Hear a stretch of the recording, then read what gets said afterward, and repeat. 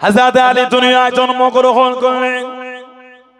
হযরত আলী কাঁদেন, নরে চোখ দুটো খোলেলাম। সবাই বলে অন্ধ ছেলে, সবাই বলে কানা ছেলে।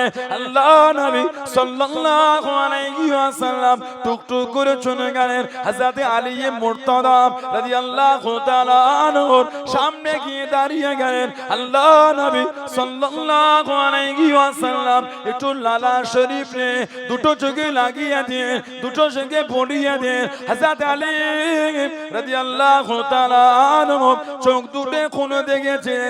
চোখ দুটো খুলে সর্বপ্রথম অন্য কিছু দেখলাম, যেটা দেখেছিলেন আল্লাহ নবীর নূরের চাঁদ মুখখানা দেখেছিলেন। জনে বলুন সুবহান।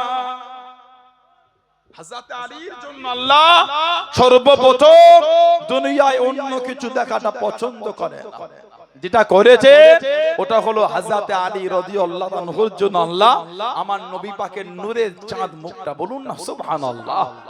এত ইজ্জত আল্লাহ ওনাকে দিয়েছে। শেরে খোদা মাওলা আলী নবী পাক হজ্জাতুল বিদা থেকে ফিরতে গিয়ে গাদির খুমে দাঁড়িয়ে নবী পাক ভাষণ দিতে গিয়ে বলেছিলেন, মান কুনতু লাহু মাওলা ফাআলিয়ুল মাওলা। যে ব্যক্তি আমি নবী সাল্লাল্লাহু আলাইহি সাল্লামকে তার মাওলা মনে করবে, সেজন্য আমার আলীকেও তার মাওলা মনে করে। যার জন্য আমি নবী মাওলা, তার জন্য আমার আলীও মাওলা, বলুন সুবহানাল্লাহ। হুজুর ধীরে ধীরে বড় হচ্ছেন, শেরে খোদা ধীরে ধীরে বড় হচ্ছেন। 7 বছর বয়স, কোন বর্ণনায় 9 বছর বয়সে নবী পাকের নূরের হাতটা ধরে প্রকাশ্য ইমানের কালিমা পড়ে মুসলমান, বলুন সুবহানাল্লাহ। সবথেকে অল্প বয়সে উনি প্রথম মুসলমান হয়েছেন। বয়স্কদের মধ্যে পুরুষ হযরত আবু বকর সিদ্দিক রাদিয়াল্লাহু তাআলা সর্বপ্রথম মুসলমান উনি ছিলেন। মেয়েদের মধ্যে মা সাইয়্যিদা তাহিরা তাইয়্যিবা হযরত খাদিজা রাদিয়াল্লাহু তাআলা আনহা, বলেন না সুবহানাল্লাহ। নবী পাক উনাকে ওনার চাচার থেকে নিয়ে নিয়েছিলেন। নবী পাক সাল্লাল্লাহু আলাইহি সাল্লাম আবু তালেবের কাছ থেকে শেরে খোদাকে নিয়ে নিলেন। নবী পাক নিজের কাছে রাখতেন, নবী পাক নিজের সাথেই নিতেন, চলতেন, সফরে যেতেন নিজের কাছে। আল্লাহ পাক আমাদের নবীকে 4টে মেয়ে দিয়েছেন। কটা? 4টে। হযরত যায়নাব, হযরত রুকাইয়া, হযরত উম্মে কুলসুম আর হযরত ফাতিমা রাদিয়াল্লাহু তাআলা আনহুন্না। নবী পাকের মেয়ে 4টে। একটু বলেন তো দেখি, নবীর মেয়ে 4টে, কিন্তু আলোচনা খালি হচ্ছে নবীর এক মেয়ে আওলাদ, বাকি 3টে মেয়ের আওলাদ গুলি কোথা গেল? তানারা তো নবীর ঘরের মেয়ের আওলাদ, কথা বলেন না, তানারা তো নবীর মেয়ের আওলাদ। তানাদের আলোচনা হলো না তো? তানারাও তো আওলাদের রাসূল। হযরত ইমামে হাসান, হযরত ইমামে হুসাইন, হযরত ইমামে হাসান, হযরত ইমামে হুসাইন রাদিয়াল্লাহু আনহুমা, এই দুজনের আলোচনায় খালি হয়, বাকিগুলো কই? কেউ তো তানাদের কথা বললো না। কথা ঠিক না? নাউযুবিল্লাহ। এনাদের দুজনের আলোচনায় দুঃখ নয়, খুশি। ওনাদের আলোচনা করলে আল্লাহ আমাদের ঈমানের নূরকে বাড়িয়ে দেন। কিন্তু বলে নবী পাকের আরো তো 3টে মেয়ে, তানাদের ছেলেগুলো কই? তানাদের আলোচনা কেউ করলো না। হযরত ফাতিমা রাদিয়াল্লাহু আনহা, ওনার ছেলে কটা? মেয়ে কিন্তু দুটো, হযরত যায়নাব আর হযরত উম্মে কুলসুম। মেয়ে হলো দুটো রাদিয়াল্লাহু আনহা। ছেলে কটা? বলেন। ছেলে হলো 3টে। কটা? ছেলে হলো 3টে। হযরত হাসান, হযরত হুসাইন আর হযরত মুহসিন রাদিয়াল্লাহু আনহুম আজমাইন। হযরত মুহসিন রাদিয়াল্লাহু আনহু বাচ্চাবেলায় ইন্তেকাল হয়েছিলেন বলে ওনার আলোচনাটা একটু কম। নবী পাকের মেয়ে হযরত যায়নাব রাদিয়াল্লাহু আনহা, স্বামীর নাম হযরত আবুল আস ইবনে রবি রাদিয়াল্লাহু আনহু। ছেলে ছিল একটা, নাম রাখা হয়েছিল হযরত আলী রাদিয়াল্লাহু আনহু। কম বেশি 4 বছর বয়সে উনি ইন্তেকাল হয়ে গেলেন, আলোচনাটা কম।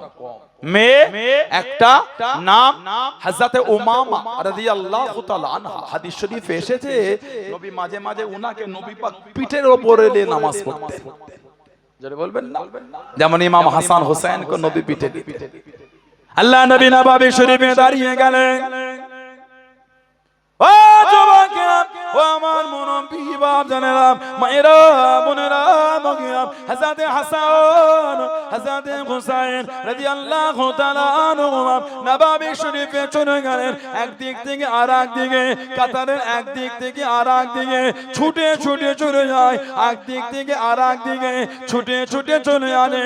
আল্লাহ নবী সাল্লাল্লাহু আলাইহি ওয়াসাল্লাম সিজদা চলে গেলেন। হযরত হাসান, হযরত হুসাইন রাদিয়াল্লাহু তাআলা আনহুমা আল্লাহ নবী নূরে পিঠে দেখি বসে গেলেন। আল্লাহ নবী সিজদা থেকে মাথাটা তুলতেন না, আল্লাহ নবী সিজদা থেকে মাথাটা উঠাতেন না, তাসবিহখানা বাড়িয়ে দেন, সুবহান রাব্বিয়াল আলা, সুবহান রাব্বিয়াল আলা, সুবহান রাব্বিয়াল আলা, সুবহান রাব্বিয়াল আলা, সুবহান রাব্বিয়াল আলা।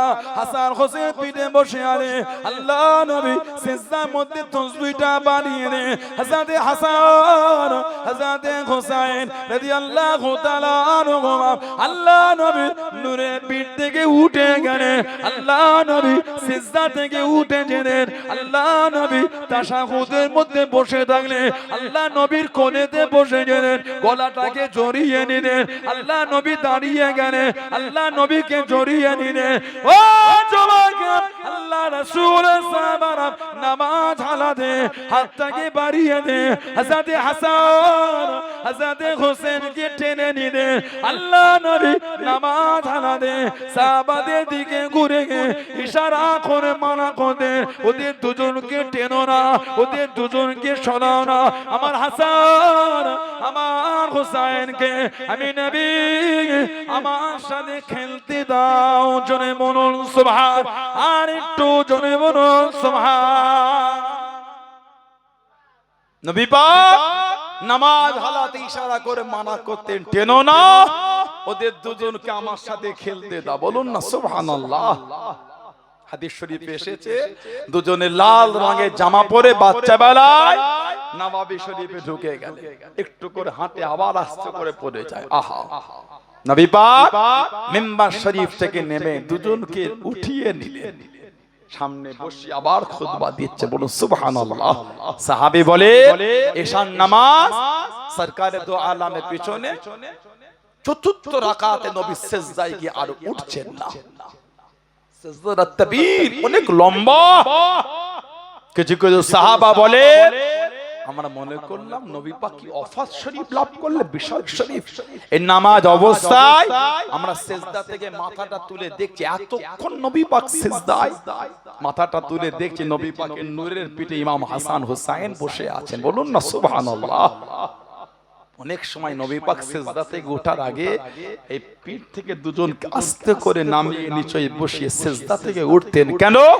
আমার হাসান হোসেন পড়ে না যায়। বলেন না সুবহানাল্লাহ। হযরত উমামা রাদিয়াল্লাহু তাআলা নবী পাক ওনাকে পিঠে নিয়ে মাঝে মাঝে নামাজ পড়তেন। নবী পাক সাল্লাল্লাহু আলাইহি সাল্লামের মেয়ে হযরত রুকাইয়া রাদিয়াল্লাহু তাআলা আনহা স্বামী হযরত উসমান রাদিয়াল্লাহু আনহু, ছেলে ছিল একটা, নাম রাখা হয়েছিল হযরত আব্দুল্লাহ রাদিয়াল্লাহু আনহু। বাচ্চা বেলা ইন্তেকাল হয়ে গেল, আলোচনাটা কম। নবী পাকের মেয়ে হযরত উম্মে কুলসুম রাদিয়াল্লাহু তাআলা আনহা স্বামী হযরত উসমান রাদিয়াল্লাহু তাআলা আনহু। হযরত রুকাইয়া রাদিয়াল্লাহু তাআলা দ্বিতীয় হিজরি মাত্র 21 বছর বয়সে বদরের যুদ্ধের দিন ইন্তেকাল হয়ে গেছেন। নবী পাক দ্বিতীয় হিজরিতে আবার বিয়ে দিলেন হযরত উসমানের সাথে। নবী পাকের আরেকটা মেয়ে হযরত উম্মে কুলসুম রাদিয়াল্লাহু তাআলা, ওনার ছেলেও ছিল না, মেয়েও ছিল না, কম বেশি 27 বছর বয়স, নবম হিজরিতে ইন্তেকাল হয়েছিলেন। আমাদের নবী পাক বলেছিলেন, যদি আল্লাহ পাক আমাকে আরো মেয়ে দিতেন, আমার উসমানের সাথেই তার বিয়ে দিয়ে দিতাম। জোরে বলুন না সুবহানাল্লাহ। হযরত ফাতেমা রাদিয়াল্লাহু তাআলা আনহা স্বামী হযরত আলী মুর্তদা রাদিয়াল্লাহু তাআলা আনহু কাররামাল্লাহু ওয়াজহাহু। ছেলে তিনটে, মেয়ে দুটো। ছোট ছেলেটা ছোটবেলায় ইন্তেকাল হয়ে গেছে। ইমামে হাসান হোসেনকে আল্লাহ দুনিয়ায় পাঠাবেন, তার আগে ওনাদের মা বাপকে আল্লাহ এক জায়গায় জড়ো করছে। মা হিসাবে আল্লাহ ফাতিমা রাদিয়াল্লাহু তাআলাকে কবুল করেছেন, বাপ হিসাবে আল্লাহ পাক হযরত আলীকে কবুল করেছেন। আল্লাহ নবী সাহাবাদের লজ করেন। ও জওয়াকেরা, আল্লাহ নবী সাহাবাদের নিয়ে বয়ান করেন। হযরত জিবরাইল আলাইহিস সালাম আল্লাহ নবী সাল্লাল্লাহু আলাইহি ওয়াসাল্লামের সামনে হাজির হয়ে গেলেন। আসসালামু আলাইকা ইয়া রাসূলুল্লাহ হাবিবাল্লাহ। আল্লাহ নবী সালামের জবাব কানা দেন, আল্লাহ নবী উত্তর কানা দেন। আল্লাহ নবী দিকে ফিরে ফিরে মুচকে মুচকে কানে। আল্লাহ নবী জিজ্ঞাসা করলেন, ও হযরত জিবরাইল, আমি নবী আমার দিকে ফিরে ফিরে কি জন্য আপনি হাসেন? ইয়া রাসূলুল্লাহ হাবিবাল্লাহ, ইয়া রাসূলুল্লাহ হাবিবাল্লাহ, হুজুর বিয়াদি মাফ করুন, গুস্তাখিটা ক্ষমা করুন। আল্লাহ পাক বলে পাঠিয়ে দেন, আল্লাহ পাক হুকুমটা পাঠিয়ে দেন। হযরত ফাতেমা, হযরত আলী রাদিয়াল্লাহু তাআলা আনহুমা, তাদের দুজনের বিয়ে খানা আল্লাহ রাব্বুল আলামিন দুনিয়ায় পরাবান কথা বলে দিয়ে দেন। আল্লাহ রাব্বুল আলামিন হযরত ফাতেমা, হযরত আলী রাদিয়াল্লাহু তাআলা আনহুমা, তাদের দুজনের বিয়ের খবর খানা মালাই আলাম ফেরেশতাদের মজলিসে এলান করে দিয়েছেন। জোরে বলুন সুবহান, আর একটু জোরে বলুন সুবহান। আল্লাহ নবী জিজ্ঞাসা করলেন, আল্লাহ নবী জানতে চাইলেন সাল্লাল্লাহু আলাইহি ওয়াসাল্লাম, ও হযরত জিবরাইল, আমার ফাতেমা, আমার আলী রাদিয়াল্লাহু তাআলা আনহুমা, ওদের দুজনের বিয়ের খবরে কতজন ফেরেশতা ছিল? ইয়া রাসূলুল্লাহ হাবিবাল্লাহ, ইয়া রাসূলুল্লাহ হাবিবাল্লাহ, আল্লাহ পাকের নবী সাল্লাল্লাহু আলাইহি ওয়াসাল্লাম ৭০,০০০ ফেরেশতার সামনে আল্লাহ পাক এলান করে দিয়েছেন। জনে বলুন সুবহান। ৭০,০০০, কোন বর্ণনায় ৪০,০০০ ফেরেশতা এনাদের সামনে আল্লাহ পাক দুজনের বিয়ের খবর এলান করে আল্লাহ বলে পাঠিয়েছে, ওদের দুজনের বিয়েটা আপনাকে দুনিয়ায় পরিয়ে দেওয়ার কথা। জোরে বলো। হযরত আলী রাদিয়াল্লাহু আনহুকে সাহাবারা প্রায় বলতেন, যাও না, একটা নবীকে গিয়ে বলো না নবীর মেয়েকে তুমি বিয়ে করবে। এটা হয় কোনদিন লজ্জা লাগে না? হযরত আবু বকর সিদ্দিক, উমর ফারুক, উসমান গনি রাদিয়াল্লাহু আনহুম আজমাইন বলতেন, নবী অন্য জনের সাথে হযরত ফাতেমার বিয়ে দেবে না। দেখো না, এত খবর আসে, নবী ফিরিয়ে দেন, তোমার সাথেই দেবে, যাও। এই তিনজনে জোর করে ওনাকে পাঠিয়েছেন নবীর সামনে। সরকারে দু আলমের দরবারে সালাম দিয়ে বসলে, চুপ করে নবী পাক কিছুক্ষণ পরে বলে, কি ব্যাপার আলী, কি মনে করে এলে? তারপরে নবী পাক নিজেই বলছেন, আমার ফাতেমা রাদিয়াল্লাহু তাআলাকে বিয়ে করবে। জি ইয়া রাসূলুল্লাহ, বলুন না সুবহানাল্লাহ। আমার নবী বললেন, বিয়ে তো করবে, দিনমোহর কি দেবে? হযরত ফাতেমা রাদিয়াল্লাহু তাআলাকে নবী বলেছিলেন, ফাতেমা, আমার খানদানের মধ্যে আমি নবীটাকে সবথেকে বেশি ভালোবাসি, তার সঙ্গে তোমার বিয়ের সংবাদ এনেছি। বলুন না সুবহানাল্লাহ। বিয়ে দিনমোহর, দিনমোহর হলো ফরজ, দিনমোহর দেয়াটা হলো ফরজ। আমাদের সমাজে দেখবে কিছু কিছু সময় দেখা যায় ইন্তেকাল হয়ে খাটে কাফন করে শুয়ে আছে, তখন ওই ইমাম হাফেজ মৌলভী সাহেব গিয়ে মাথার গোড়ায় দাঁড়িয়ে মাইয়েতের ছেলেটাকে বলে, তোর আম্মাকে বল তোর আব্বাকে যেন দিনমোহরটা মাফ করে দেয়। এগুলো আপনাদের চোখে কোনোদিন পড়েছে? ক টাকা দিনমোহর? ৫-৭ কোটি টাকার ব্যাপার নাকি? মাপ চাইছে ক টাকা? ২,০০০-৫,০০০, এর বেশি তো না। ২-৫,০০০ টাকা ৪০ বছর ঘর হয়ে যা কোনো মিটাইনি। কি লজ্জা বলেন তো, কি শরম বলেন তো। বর্তমান যেই জামাটা পরে ছেলেরা বিয়ে করতে যায়, বড় ড্রেস, ওটার দাম ৭,০০০ টাকা। কবার পরে বলে? একবার পড়বে ৭,০০০ দিয়ে কিনেছে। আহা, একবার পড়বে ৭,০০০ দিয়ে কিনলেন আপনি, আর যাকে সারা জীবন ঘর করবে। ইমাম যখন বলে বিয়ের দিনমোহর, বলে দাও না ২,০০০ টাকা। ভিক্ষা দিলেন নাকি আপনি? ওটা আপনার বিবিকে ভিক্ষা দিচ্ছেন নাকি? এগুলো কিন্তু আমাদের উচিত না। শরীয়তের বিধানগুলি কেলে মজাক হয়ে যাচ্ছে। পেটে বাচ্চা এলে স্বামী স্ত্রী চুক্তি করে কিছু টাকা গচ্ছিত করে আলাদা রেখে দেয়। কেন? না জানি রাত দুপুরে কখন তোমার শরীর খারাপ হবে, সিজার করতে গেলে হসপিটাল লাগবে, রেখে দিই, এটা হাত দিলে হবে না, এটা ইমার্জেন্সি রেখে দিই। সিজারের টাকাটা আলাদা গুছিয়ে রেখে দেয়। তখন তো আকিকার জন্য টাকাটা গুছিয়ে রাখলেন না? ছেলে হলে দুটো খাসি, মেয়ে হলে একটা খাসি, সিজারের টাকা আলাদা হলো, আকিকার টাকা আলাদা হলো না তো? 20 বছর কেটে গেল, এখন আকিকাই তো হচ্ছে না। ঠিক না বলবো? তা আকিকার গুরুত্ব কম আমাদের কাছে।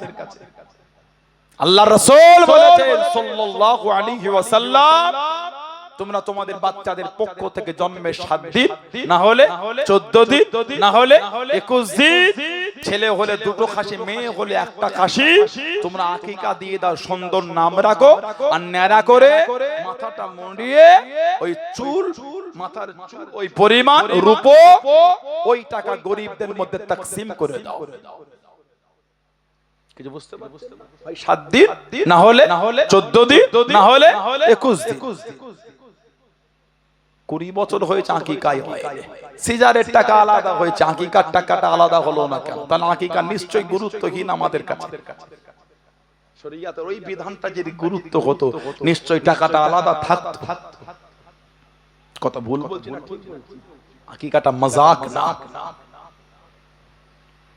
দিনমোহর এটা মজাক না। কোন স্বামী যদি ভাবে আমি আমার স্ত্রীকে দিনমোহর দেবো না, আল্লাহ শরীয়তে মেয়েটা ছেলেটার জন্য হারাম। সম্পর্ক হলে হবে জিনা, সন্তান হলে হবে অবৈধ সন্তান। যারা দিনমোহর দেননি, আজকে রাতে মিটিয়ে দেবেন, না কালকে মিটাবেন, এগুলো উচিত না। আর যারা বিয়ে শাদী করবে, যখন বিয়ে পড়াবে নগদে তখনই দিয়ে দেন। আর না হলে বাসর রাতের দাম্পত্য জীবনের প্রথম রাতে স্বামী হিসাবে স্ত্রীকে দেন। স্ত্রী মাফ করলে মাফ, তাছাড়া মাফের কোনো গল্প নয়। যতই গরিব হন, 5000-এর নিচে দিনমোহর বাঁধবেন না, যতই গরিব হন। বর্তমানে এমন ভিখারি কেউ নাই যে বিয়েতে তুলতে গিয়ে 2-2.5 লাখ খরচা হয় না।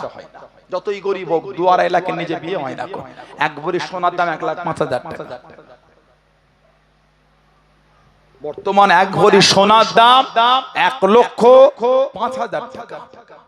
মেয়ের মা বাপ যতই গরিব হোক, মেয়েকে কিছু হলো দেয়, ঠিক না?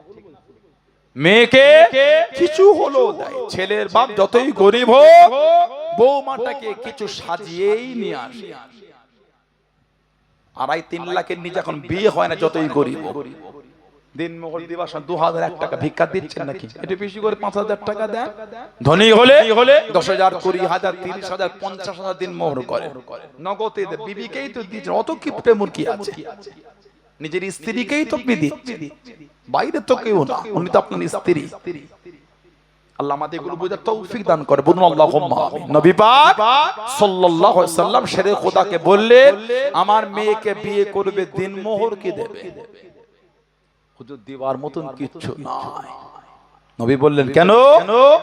ওই যে বদরের যুদ্ধে লোহার বর্ণমটা পেলে, লোহা যাও ওটাকে বিক্রি করো। সেটা খোদা বার হয়ে গেল। হুজুর আমার উসমান ইবনে আফফানের সঙ্গে মোলাকাত হয়ে গেল। হযরত উসমান ইবনে আফফান রাদিয়াল্লাহু তাআলা আনহু জিজ্ঞাসা করলেন, ও হযরত আলী রাদিয়াল্লাহু তাআলা আনহু কোথায় পার হয়ে গেলেন? হযরত শেরে খোদা মাওলা আলী রাদিয়াল্লাহু তাআলা আনহু জানিয়ে, আমি আলী আল্লাহ নবী সাল্লাল্লাহু আলাইহি ওয়াসাল্লামের মেয়েকে বিবাহ খানা করব, দিনমোহর দেব বলে এটাকে বিক্রি করতে বার হয়েছি, এটাকে বিক্রি করতে বার হয়েছি। কত টাকায় বিক্রি করবেন? দাম তো বেশি নয়। হযরত উসমান ইবনে আফফান জানিয়ে দেন, ও হযরত আলী রাদিয়াল্লাহু তাআলা আনহু, আমি উসমান 500 দিরহাম দেব, আপনি কি এতে খুশি? 500 দিরহাম, বলুন সুবহানাল্লাহ। কোন কোন বর্ণনা এসেছে যার তৎকালীন মূল্য ছিল 4 থেকে 5 দিরহাম, উনি বলে 500 দিরহাম। আর একটা বর্ণনায় আছে যুদ্ধর করার লোহার জামাটা উনি বিক্রি করতে গেছে। এই টাকাটা নিয়ে ফাতেমা রাদিয়াল্লাহু আনহাকে কম বেশি 400 দিরহাম দিন মোহর দিয়েছিলেন। বিয়ে হয়ে গেল, নবী পাক সাল্লাল্লাহু আলাইহি সাল্লাম নিজে হাতে খাজুরটা ছিটিয়েছিলেন। বিবাহতে খাজুর ছিটিয়ে দেওয়াটা হলো সুন্নাত। সুবহানাল্লাহ। যেখানে বিয়ে শাদী বিয়ে পড়ানো হয়, বিয়ের মজলিস, বর বসে আছে লোকজন, ওই খাজুর আপনাদের প্যাকেট খুলে একটু হাতে করলে ছুঁড়ে দেবেন, ছিটিয়ে দেবেন। আবার বেশি জোরে ছিড়ও না, যেন প্যান্ডেলের বাইরে না চলে যায়। আস্তে করে দিলে লোকের কোলে কোলে পড়ে। এই খাজুরটা ছিটিয়ে দেওয়াটা হলো সুন্নাত। আমার নবী ছিটিয়ে দিয়েছেন, বলুন সুবহানাল্লাহ। ওয়ালিমা, আমার নবী কোলে ওয়ালিমা করা হলো সুন্নাত। কম বেশি 3 দিন ধরে ওনাদের ওলিমায় লোক খেয়েছিল। জোরে বলুন না সুবহানাল্লাহ। নবী দুজনের বিয়ে দিয়ে দিলেন, আল্লাহ পাক আওলাদ পাঠালেন, বলুন সুবহানাল্লাহ। ফাতিমা রাদিয়াল্লাহু তাআলা যখন হামেলা ছিলেন, নবী পাক প্রায় গিয়ে খবর নিতেন, কি ব্যাপার, আমার মেয়ের কি খবর, আমি তার জন্য কি কুরবানি দিতে পারি। হুজুর এখনো কিছু খবর হয়নি। সরকারে দো আলম একবার বলেছিলেন, বাচ্চা হলে আমার বিনা অনুমতিতে কিচ্ছু করবে না, বিনা অনুমতিতে কিচ্ছু করবে না, বিনা অনুমতি। আল্লাহ আওলাদ দিলেন, পুত্র নারী কাটা হলো, আর হলদে একটা কাপড় দিয়ে ওনাকে জড়িয়ে আনা হয়েছে, হলদে কাপড়। সরকারে দো আলম গিয়ে বললেন, আমি আমার মেয়ের জন্য কি কুরবানি দিতে পারি। হুজুর আল্লাহ আওলাদ দিলেন, পুত্র সন্তান। কই আনো, সরকারে দো আলমকে দেখানো। নবী পাক তাম্বি করলেন, আমি মানা করেছিলাম, নিষেধ করলাম, হুজুর উপায় ছিল না। নবী পাক এই হলদে কাপড়টা নবী খুলে দিয়ে সাদা কাপড় পরালেন, আর সরকারে দো আলম একটু লালা শরীফ নিয়ে ওনার মুখের মধ্যে দিয়ে দিলেন, ঠোঁটে লাগিয়ে দিলেন লালা শরীফ, আর একটু খাজুর চিবিয়ে লালা শরীফ ওয়ালা খাজুর ওনাকে খাইয়ে দিলেন, বলুন সুবহানাল্লাহ। আর কানেতে আজানটা আমার নবী পাক তিনি দিয়েছিলেন, বলুন না সুবহানাল্লাহ। 7 দিনের দিন নাম রাখা হয়েছিল, আকিকা হয়েছিল, দুম্বা, আকিকা দুম্বা দেয়া হয়েছে। আল্লাহ নবী সাল্লাল্লাহু আলাইহি ওয়াসাল্লাম গেলেন, আমার নবী গিয়ে বললেন, আরুনি ইবনি, আরুনি ইবনি, আমি নবী, আমাকে আমার ছেলেটাকে দেখাও। ছেলে খোদা আমার নবীকে দিলেন। ইমামে হাসানকে আমার নবী বললেন, মা সাম্মাইতু, কি নাম রেখেছো। মুসনাদ আহমদ ইবনে হাম্বল হাদিসে ছেলে খোদা বললেন, সাম্মাইতু হারব। নবী বললেন, লা বাল হুয়া হাসান, এর নামটা তুমি হাসান রেখে দাও। বলবেন না সুবহানাল্লাহ। আবার আল্লাহ আওলাদ দিলে, সরকারে দো আলম আবার গেলেন। দুজনের বয়সের ব্যবধান ছিল কম বেশি 11 মাস। নবী পাক গিয়ে বললেন, আরুনি ইবনি, ইমাম হাসান হোসেনকে আমার নবী ছেলে বলতেন, এ দুটো আমার ছেলে, আমার মেয়ের ছেলে। সুবহানাল্লাহ বললেন না, এ দুটো আমার ছেলে, আমার মেয়ের ছেলে। এত ভালোবাসেন আমাদের নবী। নবী পাক গিয়ে বললেন, আরুনি ইবনি, ইমামে হুসাইনকে দেখানো হলো। আমার নবী কোলে নিয়ে বললেন, মা সাম্মাইতু, সাম্মাইতু হারব। নবী বললেন, লা বাল হুয়া হুসাইন, এর নামটা তুমি হুসাইন রেখে দাও। বলুন না সুবহানাল্লাহ। হাদিস শরীফের কিতাবে এসেছে, এই হাসান হোসেনের নাম হলো জান্নাতি নাম। ওনাদের দুজনের রাখার আগে এই নামটা পৃথিবীতে কারোর জন্য ব্যবহার হয় না। বলুন আলহামদুলিল্লাহ। নবী পাক নাম রেখে দিলেন। ধীরে ধীরে বড়, এত ভালোবাসতেন নবী, এত মোহাব্বত করতেন। আল্লাহ নবী হুজুরা শরীফে আছেন, ও জওয়ানকে আল্লাহ নবী জানিয়ে দেন, আল্লাহ নবী শুনিয়ে দেন, আমি নবী, আমার কাছে এমন একজন ফেরেশতা এসেছেন, যিনি এর আগে কোনোদিন আসে না, যিনি এরপর কোনোদিন আসবে না। আমি নবী সাল্লাল্লাহু আলাইহি ওয়াসাল্লাম আমার সাথে মুলাকাতের জন্য এসে আমি নবী আমাকে জানিয়ে দিল, আল ফাতিমা তো সাইয়্যিদাতুন নিসাই আলিল জান্নাহ, আমার ফাতেমা জান্নাতের সমস্ত মহিলাদের রানী। জনে বলুন সুবহান, আর একটু জনে বলুন সুবহান। ও যুবকেরা, কে হযরত ফাতেমা রাদিয়াল্লাহু তাআলা আনহা কিতাবের মধ্যে পাওয়া যায়, তাবরানী শরীফের মধ্যে পাওয়া যায়। আল্লাহ নবী জানিয়ে দেন কিয়ামতের ময়দানে, হাশরের ময়দানে, যে কিয়ামতের ময়দানে কোনো ছিমো থাকবে না, কোনো আসেনা থাকবে না, কেবলমাত্র আল্লাহ পাকের আরশে আজিমে ছায়া ছাড়া আর কোনো ছায়া থাকবে না। যে কিয়ামতের ময়দানে, যে হাশরের দিনে মাথার আধা উঁচুতে সূর্যখানা নেমে আসবে, সূর্যে 12টা মুখকে খুলে দেওয়া হবে, সূর্যের তাপে জমিন পুরো লাল তামাক হয়ে যাবে, সূর্যের তাপে বান্দা বান্দীদের মাথার ঘিনুগুলি ফুটে ফুটে কারো নাক দিয়ে, কারো কান দিয়ে, কারো মুখ দিয়ে থোবা থোবা করে জমিনের মধ্যে পড়তে থাকবে। কিয়ামতের ময়দানে আওয়াজ হয়ে যাবে, ইয়া লাল মাশা ইয়া লাল জামে,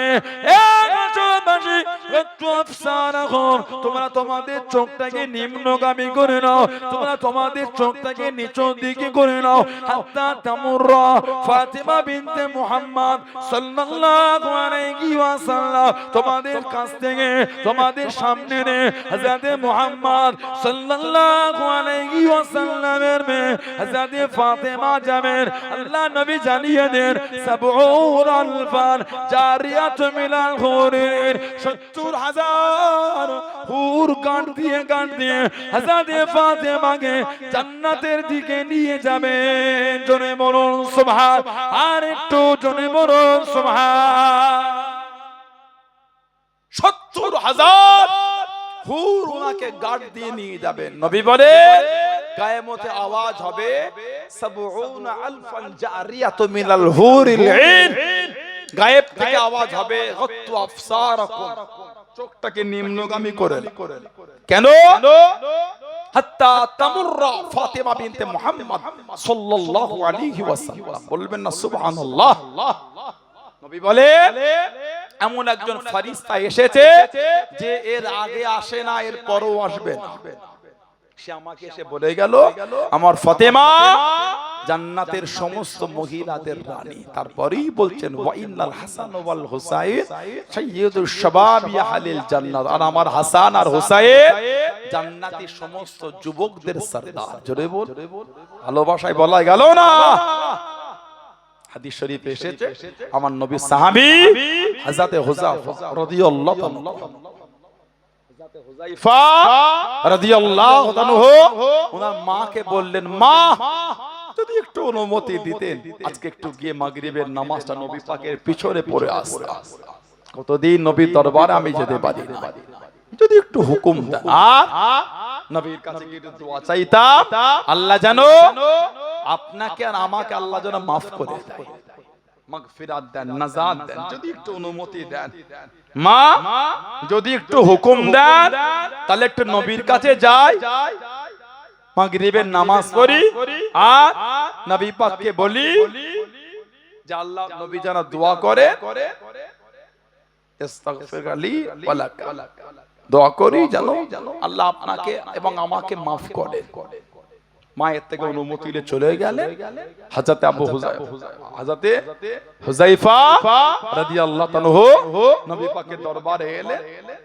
সরকারে দু আলমের দরবারে এসে মাগরিবের নামাজ পড়েছেন।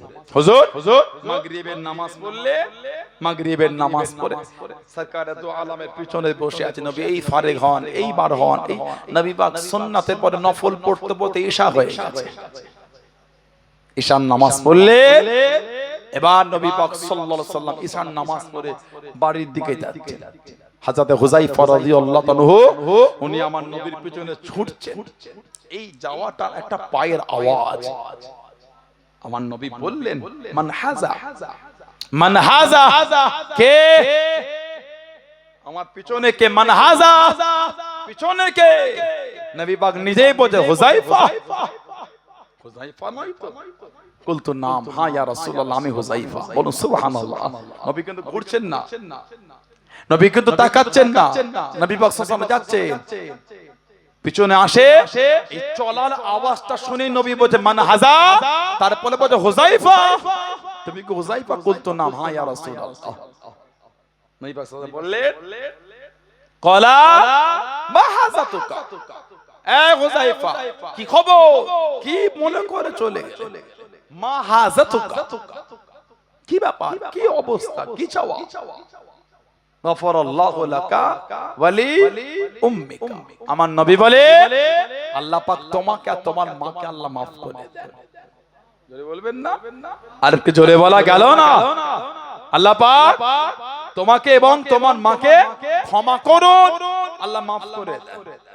নবী পাক কিন্তু ফিরে দেখছেন না, আর ওনার মাকে যে উনি বলেছিলেন নবীর দরবারে যায়, নবীকে গিয়ে বলবো তিনি যেন দোয়া করে আল্লাহ আমাকে আর আপনাকে যেন maaf করে, উনি কিন্তু নবীকে ওটা বলেন না, খালি নবীর পিছনে ছুটছেন বলবেন বলে হুজুর দোয়া করে। নবী পাক আগে থেকেই নিজেই বলে দিলেন, আল্লাহ নবী আগে থেকেই বলছে মা হাজাতুকা বলেই বলছেন গফরাল্লাহু লাকা ওয়ালি উম্মিকা, আল্লাহ পাক তোমাকেও ক্ষমা করুক, তোমার মাকেও ক্ষমা করুক। জোরে বলো। মানে ওনাদের মনের চাওয়াটা নবী পাক না জেনেই দোয়া চেয়ে দিলেন। জোরে বলো। তারপরেই আমাদের নবী পাক সাল্লাল্লাহু আলাইহি ওয়াসাল্লাম বলে আল্লাহ পাকের এমন একজন ফেরেশতা আমার কাছে এসেছেন যিনি এর আগে দুনিয়ায় আসেন না, যিনি এর আগে পৃথিবীতে আসে নাই। তিনি এসে আমাকে বলে গেলে যে আমার ফাতেমা জান্নাতের সমস্ত মহিলাদের রানী, আর আমার হাসান হুসাইন জান্নাতের যুবকদের সরদার। জোরে বলবেন না? বলুন আলহামদুলিল্লাহ। কোন ইমাম হাসান হুসাইন, কি মাকাম আল্লাহ ওনাদের দিয়েছেন, কি সম্মান আল্লাহ ওনাদের দিলেন। হযরত ফাতেমা নামাজের মধ্যে ডুবে গেলেন। আল্লাহ রাসূলের সাহেব জানি হযরত ফাতেমা খাতুনে জান্নাত ফাতিমাতুজ জাহরা রাদিয়াল্লাহু তাআলা আনহা নামাজের মধ্যে ডুবে গেলেন। হযরত ইমামে হাসান হযরত ইমামে হুসাইন রাদিয়াল্লাহু তাআলা আনহুমাকে দুলনায় দুলানে ইবাদতে শামিল হয়ে গেলেন। হযরত ইমামে হাসান হুসাইনের ঘুমটা ভেঙে গেল, দুজনে কাঁদতে শুরু করে দিলেন। আল্লাহ পাক হুকুম দিয়ে দেন, আল্লাহ পাক হুকুমটা দিয়ে দেন, ও জিবরাইল আমার হাবিবের কলিজা টুকরি ফাতিমা রাদিয়াল্লাহু তাআলা আনহা, আমি আল্লাহ আমার ইবাদতের মধ্যে ডুবে গিয়েছে, আমার রিয়াজতের মধ্যে ডুবে আছে, সিজদার মধ্যে ডুবে গেছে। হাসান হোসেন উঠে পড়েছে, হাসান হোসেন কানে ফাতেমার কোনো খবর নাই। ফাতেমা আমি আল্লাহ আমার ইবাদতের মধ্যে মশগুল হয়ে আছে, আমার হাবিবের নূরে নাজার আমার হাবিবের কলিজার টুকরা হাসান হোসেন কানে ও জিবরাইল দুনিয়া জমিনে চলে গে হাসান হোসেনে দুলনা করা দুলা দিকে যান। জনে মনুন সুবহান, আর একটু জনে মনুন সুবহান। হযরত জিবরাইল আলাইহিস সালাম আল্লাহ পাকের হুকুমে দুনিয়া জমিনে চলে এসে হযরত হাসান হযরত হোসেন দুলনা করা দুলা দিতে লেগেছেন। জনে মনুন সুবহান, আর একটু জনে মনুন সুবহান। কোন ইমামে হাসান হোসেন, কোন ইমামে হাসান হোসেন কাদের করে শহীদ করে দিয়েছে। আল্লাহ নবী কতটা ভালোবাসেন, আল্লাহ নবী কতটা মুহাব্বত করা করেন। আল্লাহ নবী সাল্লাল্লাহু আলাইহি ওয়াসাল্লাম দুজনকে রোমের মধ্যে কুস্তি শিখাতে লেগেছেন, কুস্তি খেলাতে লেগেছেন। হযরত ফাতেমা রাদিয়াল্লাহু তাআলা হাজির হয়ে গেলেন। হযরত ফাতেমা দেখে আল্লাহ নবী সাল্লাল্লাহু আলাইহি ওয়াসাল্লাম হযরত হাসানকে শিখিয়ে দেয়, হযরত হাসানকে বলে দেয় হযরত ফাতেমা জানিয়ে দেয় বাজার আমার হাসান তো বড়, আমার হোসেন তো ছোট, আপনি বড়কে শিখিয়ে দেন, ছোটকে কি শিখাবেন না? আপনার কাছে কি আমার হোসেনের থেকে হাসান প্রিয়?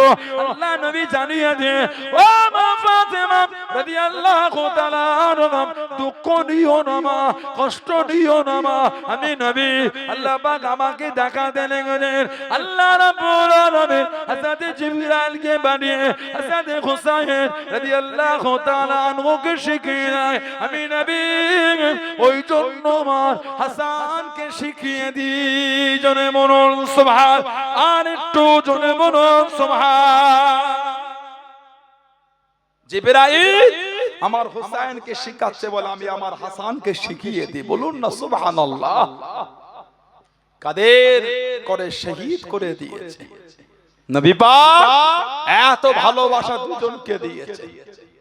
কিতাব এসেছে 1 তারিখে নবী পাক সাল্লাল্লাহু আলাইহি সাল্লাম তাশরীফ রেখেছে সরকার দো আলমে এক কোলে বসে আছে ইমামে হুসাইন রাদিয়াল্লাহু তাআলা আর এক কোলে নবী পাকের আওলাদ হযরত ইব্রাহিম রাদিয়াল্লাহু তাআলা দুজনকে দুটো কোলে রাসূলুল্লাহ নিয়েছেন আদর করছেন ঠোঁটে মুখে চুমা দিচ্ছেন খেলছেন হযরত জিবরাইল আলাইহিস সালাম হাজির হয়ে গেল আসসালামু আলাইকা ইয়া রাসূলুল্লাহ সাল্লাল্লাহু আলাইহি ওয়াসাল্লাম সরকারে দো আলম সালামের জবাব কি খবর হুজুর আল্লাহ পাক পাঠিয়েছেন এই যে আপনার দুটো কোলে দুই জান্নাতি টুকরা এক কোলে হযরত ইব্রাহিম আর এক কোলে হযরত হুসাইন আল্লাহ বলে পাঠিয়েছেন দুজনের মধ্যে আল্লাহ একজনকে চেয়ে নিয়েছেন আপনি দুজনকে একসাথে রাখতে পারবেন হয় হযরত হুসাইনকে রাখেন ইব্রাহিমকে দেন না হলে হযরত ইব্রাহিমকে রাখেন হুসাইনকে দেন রাদিয়াল্লাহু তাআলা যেই বলেছেন আমার নবী পাক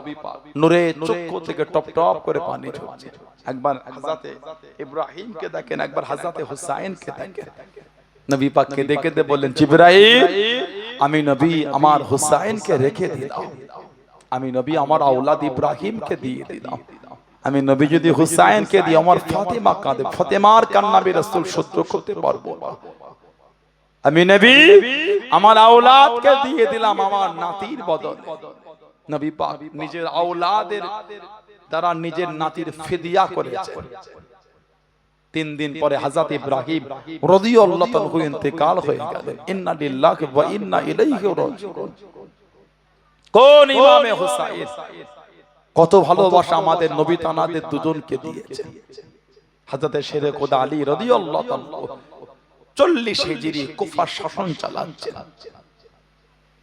হযরত উসমান শহীদ হয়ে গেলে উনি খেলাফতের কেন্দ্র করে দিলেন কুফা কুফায় শাসন চালান 40 হিজরি ফজরের নামাজ হুজুর যাচ্ছে আব্দুর রহমান বিন মুনজিম জাহান্নামী আব্দুর রহমান বিন মুনজিম এত বড় মুনাফিক ছিল এত নামাজ পড়তো ইবাদত করতো সাহাবারা লজ্জা পেয়ে যেত এই লোকটা তো ইবাদত করে তার ইবাদতের কাছে আমাদের ইবাদত কিচ্ছু না এই লোক তলোয়ার কে ঘাঁচ কেটে ওর মধ্যে বিষ দিয়েছে বিষ জাহার আর ওই তলোয়ারটা বিষের মধ্যে ডুবিয়ে রেখেছে কেন নবীর জামাতাকে শহীদ করতে আব্দুর রহমান বিন মুনজিম জাহান্নামী ফজরের নামাজ কুফা জামে মসজিদ মসজিদে বাইরে শুয়ে আছে হুজুর ফজরের নামাজের সময় উঠিয়ে দিলেন সুন্নাত পড়লেন জামাতের সময় হলো শেরে খোদা ইমামতি জায়গায় দাঁড়ালেন সব পিছনে কাতার দেয় এই মুনাফিকটা এসে হুজুরের পিছনে চাদর জড়িয়ে তলোয়ার চাদরের মধ্যে এসে কাতার দিয়ে দিল সবাই যখন নামাজে মগ্ন আব্দুর রহমান বিন মুনজিম চাদরটা সরিয়ে তলোয়ারটা বার করে পিছন দিক দিয়ে শেরে খোদা হুজুরকে আঘাত করে দিল আহা হুজুর এই জমিনে পড়ে গেলেন গোটা জমিনটা রক্তাক্ত হয়ে গেল কয়েকদিন হুজুর হায়াতে ছিলেন শহীদ আগে শরীরের গোশতগুলো সব খসে খসে পড়ে যাচ্ছিল এত কঠিন বিষ ছিল রাতের অন্ধকারে ইরাকের নাজাফের জঙ্গল রাতের অন্ধকারে নিয়ে গিয়ে দাফন করেছিল কেন যদি দিনের আলোয় দাফন হতো শেরে খোদা হুজুরের লাশ মোবারকটা কবর থেকে তুলে মুনাফিকগণ বেয়াদবি করত ওজন্য রাতের অন্ধকারে দাফন করেছে কোন বর্ণনায় একের অধিক কবর খুলেছে যাতে মুনাফিকেরা বুঝতে না পারে কোনটা হযরত শেরে খোদা হুজুরের কবর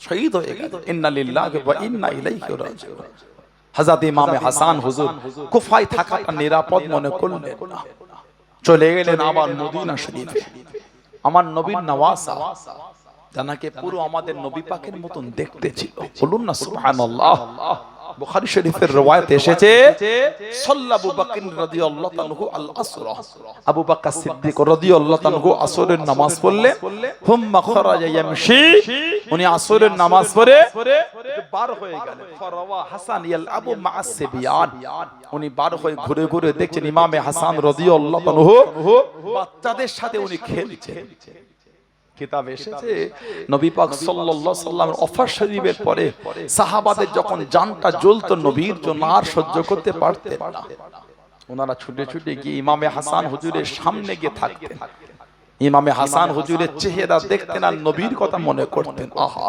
বলেন না সুবহানাল্লাহ, জানাকে পুরো আমার নবীর মতনই দেখতে। সুবহানাল্লাহ বলবেন।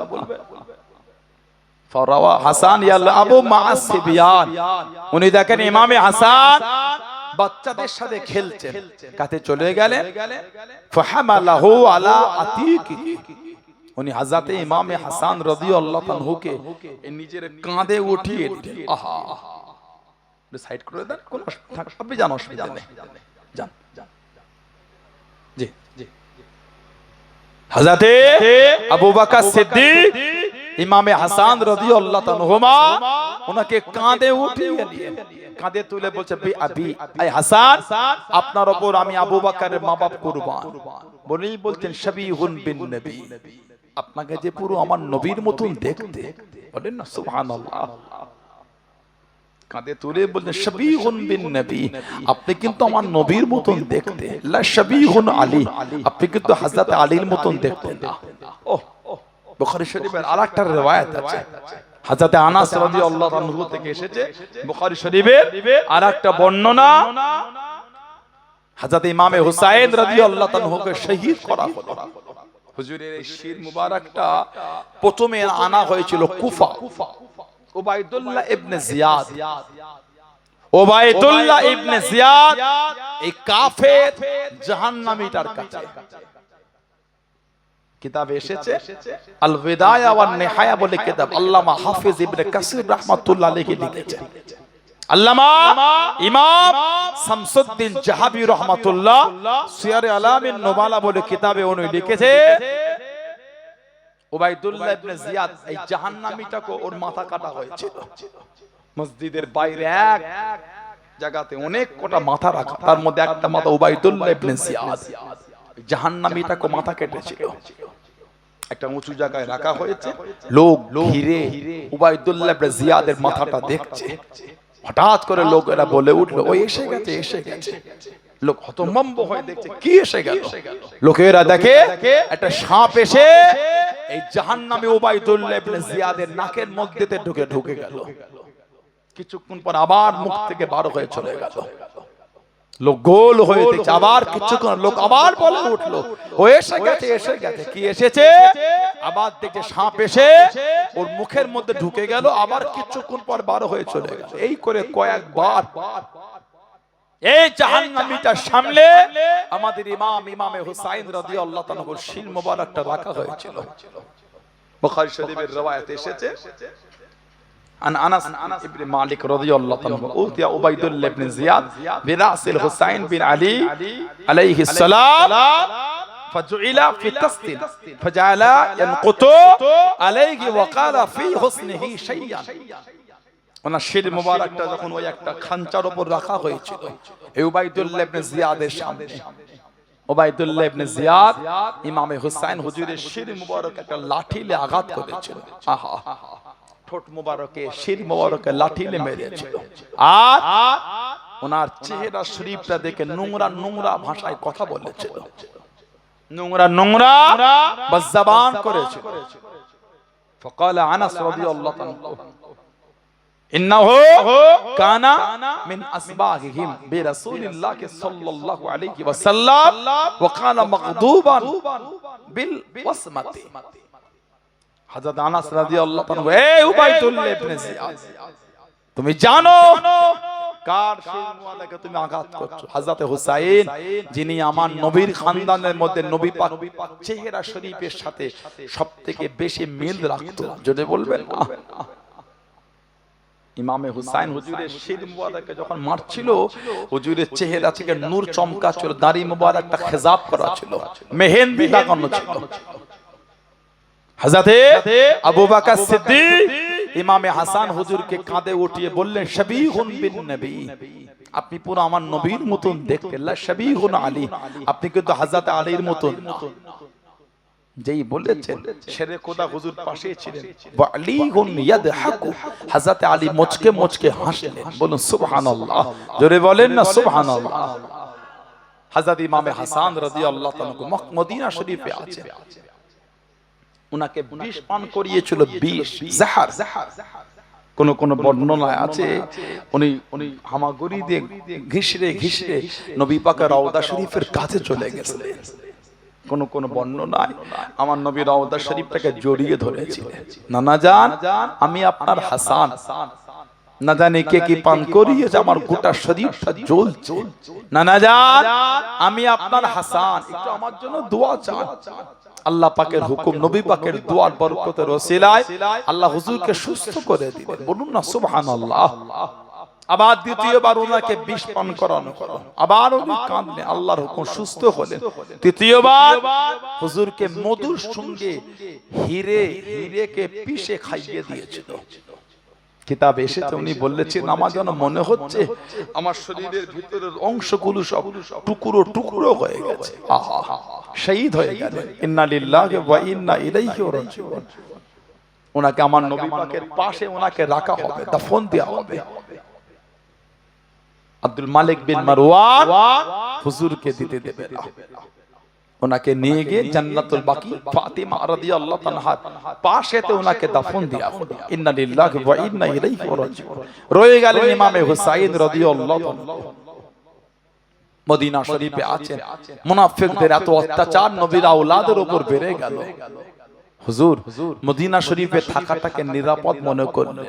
আহা হুজুর এই শহরে থাকা আর নিরাপদ ভাবলেন না, ভয় খেলেন আমি থাকলে হয়তো আমার নানা জানের শহরটা বেহুরমতি হয়ে যাবে, রক্তাক্ত হয়ে যাবে। হুজুর মদিনা শরীফ ছেড়ে মক্কা শরীফে চলে যাবে, কাফেলা রেডি, যাবার আগে রওজা শরীফের পাশে দাঁড়িয়ে গিয়ে কাঁদছেন। হাজীদের জিজ্ঞাসা করবেন যারা হজ করেছেন বা উমরা করেছেন, 8 দিন নবী পাকের রওজা শরীফের কাছে থেকে এই 8 দিন পরে যখন বাড়ি আসে হাজীদের কি অবস্থাটা হয়। 50টা 40 ওয়াক্ত নামাজ মদিনার নববী শরীফে হাজিরা আদায় করে। এই 8 দিন নবীর দরবার, তাতেই যখন বাড়ি ফেরা হয় হাজীদের বুকটা ফেটে যায়। আল্লাহ না জানি আবার আমার নবীর দরবারে যে কবে আসি। আল্লাহ বিদায় সালাম যখন নবী পাক রওজা শরীফের কাছে দাঁড়িয়ে দিয়ে ইয়া রাসূলুল্লাহ সাল্লাল্লাহু আলাইহি ওয়াসাল্লাম, হুজুর আপনার শহর ছেড়ে যেতে যে বড় কষ্ট হয়, মনটা চায় মদিনা শরীফেই থাকি, কিন্তু হুজুর চলে যেতে হবে। হাজীদের জিজ্ঞাসা করে 8 দিন থেকে যদি এই হয়, জানাকে নবী পাক বুকে জড়িয়ে বড় করেছেন, নবী পাক জবানটা চুষিয়েছেন, এত আদর দিয়েছেন নবী, এত ভালোবাসা দিয়েছেন নবী। সেই ইমামে হুসাইন চলে যাচ্ছে মদিনা শরীফ ছেড়ে, আমার নবী রওজা শরীফের কাছে দাঁড়িয়ে কাঁদছেন, নানা জান আমি আপনার হুসাইন, এরা আপনার আওলাদকার মদিনায় থাকতে দিল না, আমি আপনার মদিনা ছেড়ে চলে যাচ্ছি নানা জান। আমি হুসাইন মদিনা শরীফ ছেড়ে যেতে বড় কষ্ট হয়, আমি হুসাইনের কদম মদিনা শরীফ থেকে ওঠে না, তবে নানা জান এরা আমাকে আপনার শহরে আর থাকতে দিল না, আমি আপনার শহর ছেড়ে চলে যাচ্ছি নানা জান। ঝরঝর করে কাঁদছেন, টুক টুক টুক টুক করে হেঁটে হেঁটে মদিনা শরীফ ছেড়ে আবার তাকিয়ে তাকিয়ে কাঁদে, নানা জান আপনার হুসাইন আপনার মদিনা শরীফ ছেড়ে চলে যান, যেতে কিন্তু বড় কষ্ট হয়। মদিনা শরীফ থেকে মক্কা শরীফে চলে গেলেন নবীর আওলাদ। কয়েকবার ওনাকে তওয়াফরত অবস্থায় শহীদ করতে চেয়েছিল মুনাফিকেরা। কুফা থেকে হুজুরের কাছে চিঠি চলে আসছে, কুফা 150 খানা চিঠি হুজুরকে দিয়েছিল, একটা চিঠিরও উত্তর হুজুর দেন নাই। যারা একটা চিঠিতে লিখেছিল, হুজুর আপনি যদি না আসেন কুফায়, আমরা কিয়ামতে আপনার নানার সামনে, আপনার নানার সামনে আল্লাহ পাকের দরবারে বিচার দেব। ইমামে হুসাইন যখন কারবালায় ছিলেন, হুজুর বলেছিলেন তোমরাই তো আমাকে ডেকেছো, এই তুমি সই করেছো, এই তোমার নাম লেখা ছিল ওই চিঠির মধ্যে, তোমরা আমাকে 150 খানা চিঠি দিয়েছিলে, আজ ও চিঠি আমার কাছে আছে, তোমাদের চিঠি, ওই চিঠির মধ্যে তোমাদের নাম লেখা সই করা। আমি হুসাইনকে তোমরা ডেকে আজকে আমার বিরুদ্ধে তোমরা দাঁড়িয়ে গেলে, নবীর আওলাদকে তোমরা এত বড় ধোঁকা দিতে পারলে। হযরতে আব্দুল্লাহ ইবনে উমর রাদিয়াল্লাহু তাআলা উনি মদিনার নববী শরীফে চাতানে বসে ওয়াজ করে, মাসলা মাসাইল বলে। একজন ইরাকের লোক হুজুরের কাছে এসে বলছে, হুজুর কাপড়ে যদি মশার রক্ত লেগে যায় তার হুকুমটা কি? হুজুর, কাপড়ে যদি মশার রক্ত লাগে শরিয়াতে তার বিধানটা কি? হযরত আব্দুল্লাহ ইবনে ওমর রাদিয়াল্লাহু আনহুমা বললেন, বাড়ি কোথা? বলল কুফা। বলল ইরাক। ইরাক যেই বলেছে ইরাক, হুজুরের চোখ দিয়ে টপ টপ করে পানি পড়ছে। সাথী সঙ্গীদের ডেকে বললেন, এই লোকটাকে দেখো, এই লোকটার বাড়ি হচ্ছে ইরাক। আমাকে মাসলা জিজ্ঞাসা করেছে, কাপড়ে যদি রক্ত লাগে মশা তার বিধানটা কি? কিন্তু এরাই কিন্তু আমার নবী নওয়াসাকে নিয়ে গিয়ে শহীদ করেছে। তোমরা ইরাকে নিয়ে গিয়ে আমার নবী নওয়াসাকে শহীদ করে দিয়ে আর আজকে আমাকে মাসলা জিজ্ঞাসা করো, কাপড়ে মশার রক্ত লাগলে তার হুকুমটা কি? তোমরাই তো আমার নবীর আওলাদকে শহীদ করেছো। হযরতে ইমামে হুসাইন রাদিয়াল্লাহু আনহু কারবালার ময়দানে বলেছিলেন, তোমাদের সই কিন্তু চিঠিতে আছে, তোমরাই কিন্তু আমাকে চিঠি দিয়ে ডেকেছো। আমি হোসেন তো তোমাদের কিছু ক্ষতি করিনি, আমি যে নবীর আওলাদ, কেন তোমরা আমার রক্তের পিপাসু হয়ে গেলে? খেলাফত ও তো আমি চাই না, আমি চাই শান্তি।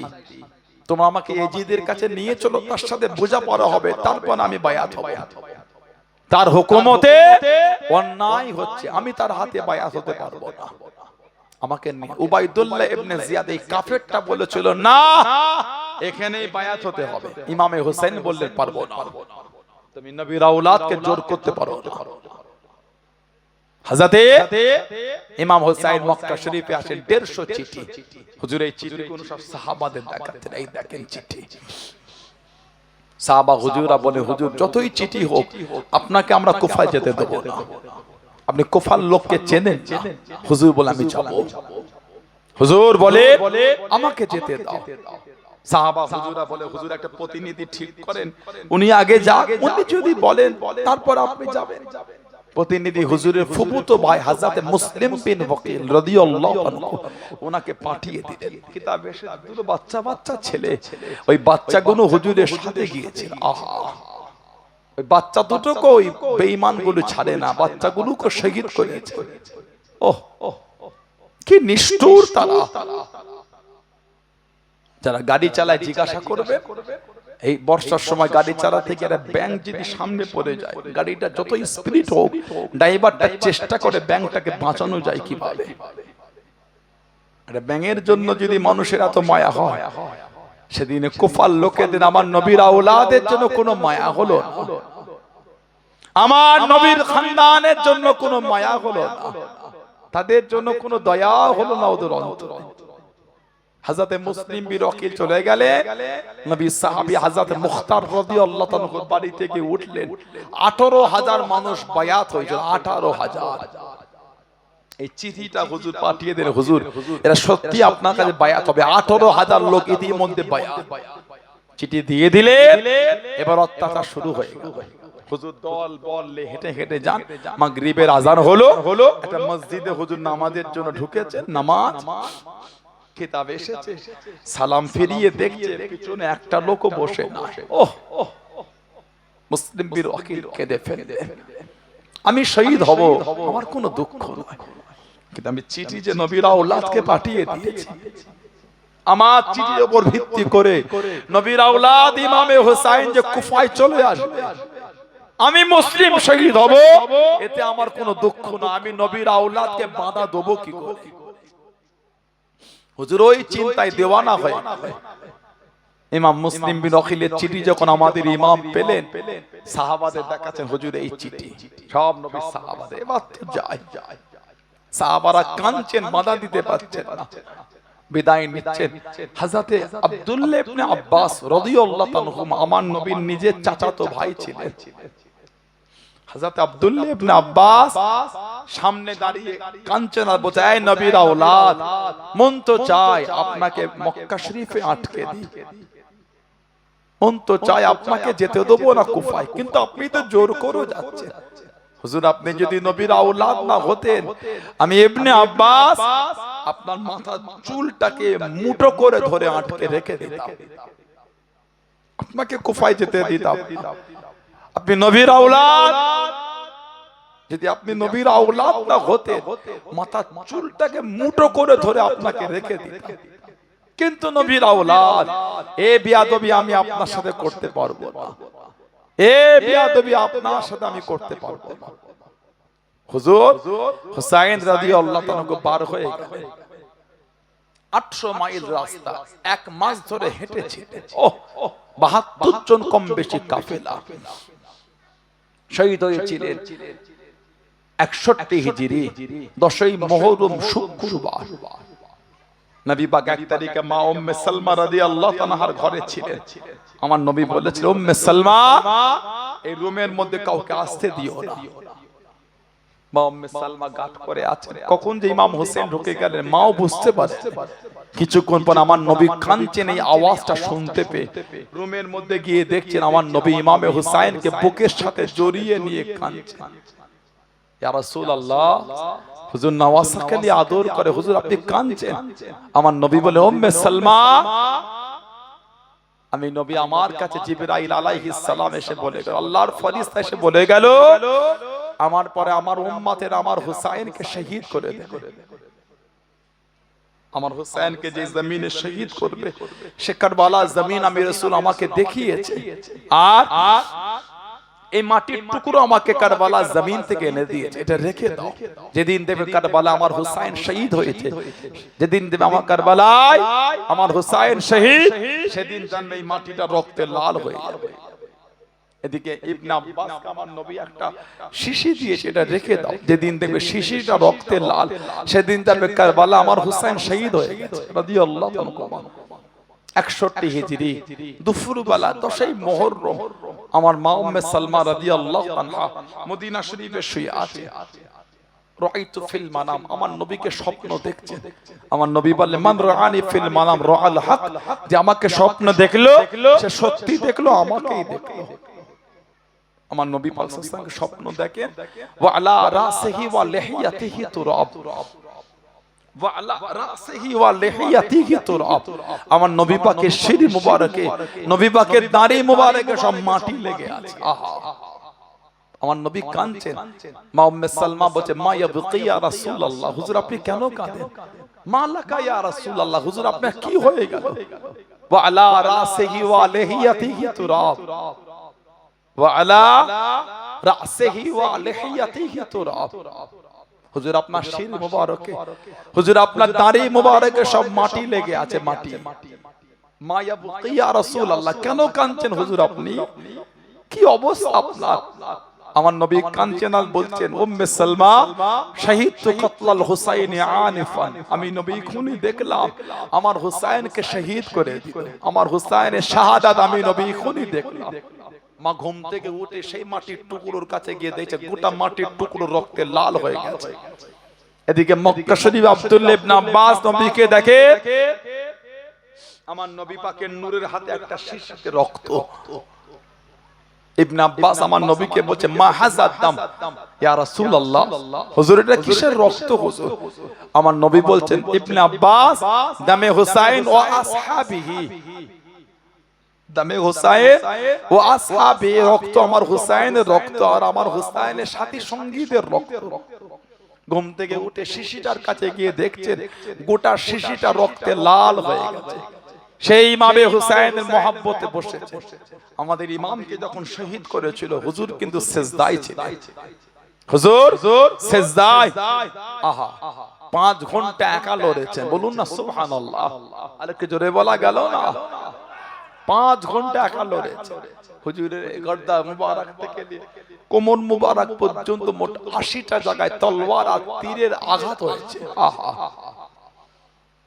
নামাজ কাদা হয়ে যাবে। এই ইয়াজিদ বাহিনী, একটু নামাজের সুযোগ দাও, দাঁড়াও একটু নামাজটা। হুজুর নামাজে দাঁড়ালেন। কাফের বেঈমান জাহান্নামীগুলো আলোচনা করছে, ইয়াজিদ বাহিনী আলোচনা করছে, শিমার বাহিনী আলোচনা। হুসাইন একা, আমরা এতজন 5 ঘন্টা লড়েছে। ওকে শহীদ করতে গেলে এখনই করতে হবে। হুজুর যখন সিজদায়, হুজুরের একটা হাতকে কেটে দিয়েছিল। আহা, আমার নবীর আওলাদ ঘুরে গেলে, উপর হয়ে পড়ে গেলে। হুজুরকে শহীদ করার জন্য চলে এলো আমর। আমাদের ইমাম বলছে, আমর তোমার জানের দিকে একটু মায়া হলো না? আমি হুসাইন, তোমার আব্বা জান হলেন সাদ, দাদু হলো ওয়াক্কাস, সাদ ইবনে আবি ওয়াক্কাস রাদিয়াল্লাহু আনহু। তোমার আব্বা আর তোমার দাদু আমার নানা জানের গোলাম ছিল, আমি দেখেছি আমার নানা জানের কদমের কাছে বসে থাকতে। তুমি তার আওলাদ হয়ে আমাকে শহীদ করতে এলে, তুমি তার আওলাদ হয়ে নবীর আওলাদকে শহীদ করতে এলে। আমার লজ্জায় মাথা হেঁট করে চলে গেল, হুজুরকে শহীদ করেছিল পাপিষ্ঠ জাহান্নামী সীমা। ইন্না লিল্লাহি ওয়া ইন্না ইলাইহি রাজিউন। আমাদের ইমাম শহীদ হয়েছে নামাজ অবস্থায়, সেই ইমামে হুসেনের মহব্বতে চলে এলেন। এত পানি কাদা তো এসে বসে আছে, চট সাথে হয়ে গেছে ফ্রিজে, তাও বসে আছেন কেন? নবীর আওলাদদের ভালোবাসা, আহলে বায়াতের মহব্বতে বসে আছেন, নামাজি হয়ে যায়। জানবেন আমাদের ইমাম নামাজ অবস্থায় শহীদ হয়েছে, নামাজি হয়ে। আল্লাহ আমাদের কবুল করেন, আল্লাহ আমাদের প্রত্যেকের দ্বারা, আল্লাহ আমাদের মা বোনদের দ্বারা পাঁচ ওয়াক্ত নামাজকে আল্লাহ কায়েম করিয়ে না। বলুন আল্লাহুম্মা আমিন, জোরে বলেন না আমিন, জোরে বলেন আল্লাহুম্মা আমিন। একটু দরুদ শরীফ আল্লাহুম্মা।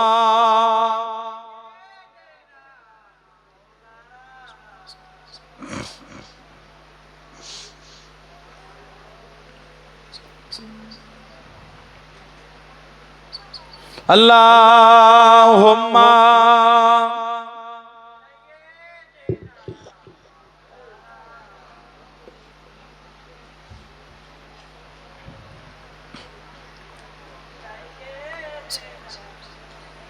কালিমা লা ইলাহা ইল্লাল্লাহ, লা ইলাহা,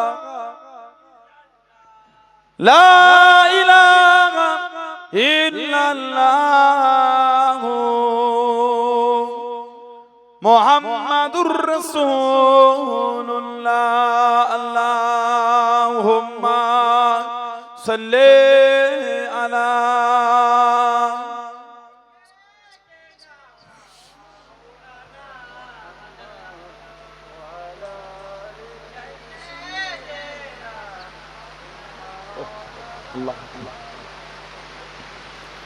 मुझे को फवालो मुसाफिर न समझो, मैं आया नहीं हो बुलाया गया हो। আমাদের ইমাম কুফায় দাঁড়িয়ে বলে, কুফাবাসী কারবালায় বলেছে আমি কিন্তু আসি না, তোমরা জোর করে আমাকে নিয়ে এসেছো। আহা, খুব জোর পানি এসে গেল। আল্লাহ আল্লাহর মানজিল মুবারক, ছানাদিন পানি, ফাঁকা কোন সরিয়ে না, শর্ট হয়ে যাবে। ওদিকে পিছন দিকে পানি পড়লে আগিয়ে আসেন, সামনে জায়গা আছে তো চলে আসে, ভিজবেন না। পানি পড়লে আগিয়ে আসেন। मुझे को फवालो मुसाफिर न समझो, मैं आया नहीं हो बुलाया गया हो, कि मेहमान बना कर सताया गया हूँ, कि मेहमान बना कर सताया गया हूँ, मैं रोया नहीं हूँ रुलाया गया हूँ, मैं रोया नहीं हूँ रुलाया गया हूँ। खुदा जाने कैसे है ये मेज़बानी, 72 प्यासों के कहे बंदे पानी। खुदा जाने कैसे है ये मेज़बानी, 72 प्यासों के कहे बंदे पानी। मुकद्दर में हो कौसर का पीना, मुकद्दर में हो कौसर का पीना, मैं प्यासा नहीं हो पिलाया गया हो, मैं प्यासा नहीं हो पिलाया गया हो, मुझे को फवालो मुसाफिर न समझो, मैं आया नहीं हो बुलाया गया हो। झुकाता जो सर बारगाह खुदा में, वही सर कलमों गया करबला में। झुकाता जो सर बारगाह खुदा में, वही सर कलमों गया करबला में। शहादत के मंजिल के पाया मैंने, शहादत के मंजिल के पाया मैंने, मैं मुर्दा नहीं हूँ जिलाया गया हूँ, मुझे को फवालो मुसाफिर न समझो, मैं आया नहीं हूँ बुलाया गया हूँ।